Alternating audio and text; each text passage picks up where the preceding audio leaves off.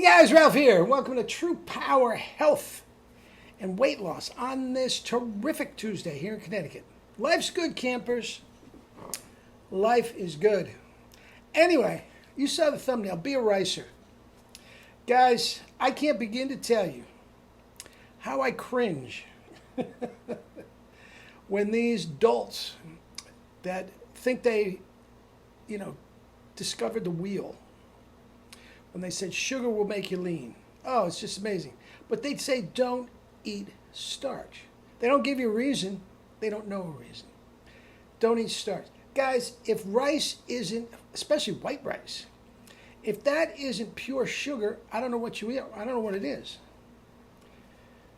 The glucose index, guys, that's what it is. It's sugar. If you're going on a sugar diet, you're not going to eat rice. What are you, stupid? Well, yeah.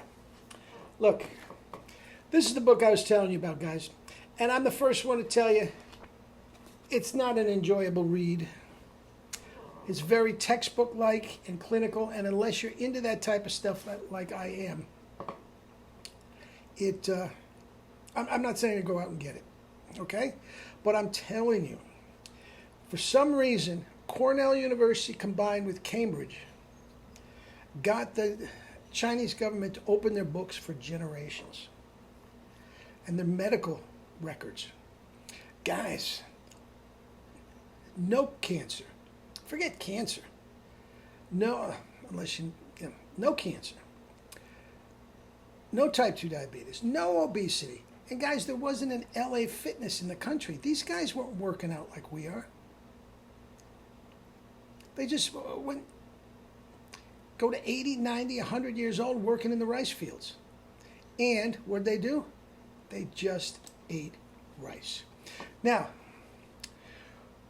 right down the street from me is a terrific little Chinese restaurant. They call themselves the Village Gourmet of Norwalk, Connecticut. If you're ever in town, it's wonderful. And it's run by a Chinese family. They speak very, very little English. And this whole family, the adults look almost exactly like the children. You can tell it's just a mom and pop operation. And they do well, man. I don't know what they're grossing, but they're doing well. And they have several other stores in the area. But this is right down, oh God, every Friday night. But I have become friendly with them because we not only eat there, we take out as well. And we give them a lot of business, and I'm in there a lot. And they're very, very sweet. Very, very sweet. What you think? I can't understand a word they're saying. Maybe maybe they call it a fat jerk. I don't know. But anyway, I got to know them quite well. And what I assume to be the mother, an older woman, about my age, looks great, this thin. I'm telling you, this thin, but healthy. She's there all the time. She's working. She's bussing tables. She's doing this, keeping everybody. And I told her once, while I'm standing there waiting for my order, I said, I have to ask you. I said, I'm a nutritionist. Do you understand? Oh, yeah. Okay. I'm a nutritionist. What do you eat? And she gets the menu. It says, oh, this chow mein or fuyang, whatever. What do you eat? And I said, no. What do you eat? I said, you look great. What do you eat? She just got this silly smile on him. Oh, rice or noodles? That's it? Yeah, rice or noodles. Guys, that is hardcore Chinese. Hardcore Chinese. I'll give you another story. When I was at music school in New York City, there's this young woman that came from China. She's a tremendous violin player, got a full scholarship, and just a big deal. And she needed a place to stay, so everybody that had apartments and had a room open would tell the office that I have a room open, blah, blah, blah. Anyway, she rented the room, in one of my friend's apartments. So we found out when she was coming. Hello, sweetheart. You want to be in the movies? No. Okay, get. I'll be up in a minute. So anyway, she wanted to. She's coming in. We picked her up at LaGuardia. A friend of mine had a car, and her name was Mai Ling. She said, "My American name, Mai Ling." Okay, that wasn't her real name. We probably couldn't have possibly pronounced her real name. Was probably it. But that's going to come back in a minute. So we said, you know what?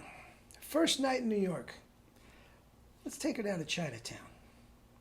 She'll feel right at home. Okay, so you go down to Chinatown. If you've ever been there, there's just this huge bustle of activity everywhere you go.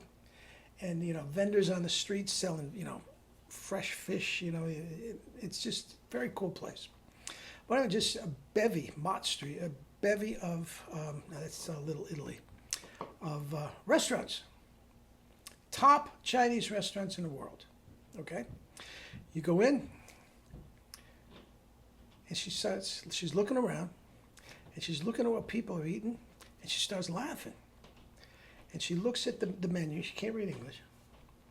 She looks at the menu. We try to tell her what it is. She goes, oh, no. Oh, no. Don't eat that. That's not what they eat. It's the most Americanized crap. They're trying to make, you know, rice and it tastes as much like a Whopper with cheese. They don't eat it. She had rice noodles in a vegetable broth with chopsticks. That's all she had. Couldn't have been 300 calories. Guys, she's this big. She's this big.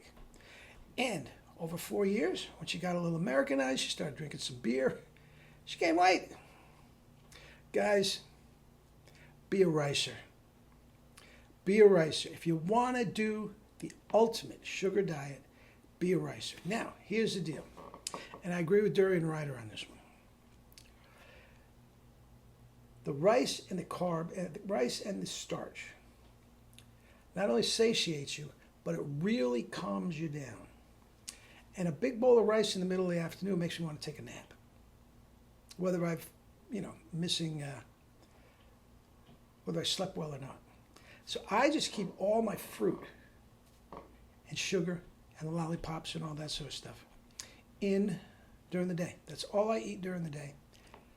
And my last meal of the day, which usually be since I go to bed so early. I go to bed about 8 o'clock. So since will be no later than 4 o'clock. And it will always be the starch. Always. Okay? Guys, be a ricer. Fruit juice, white table sugar, and white rice. The world is yours, Chico, and everything in it. Love you all.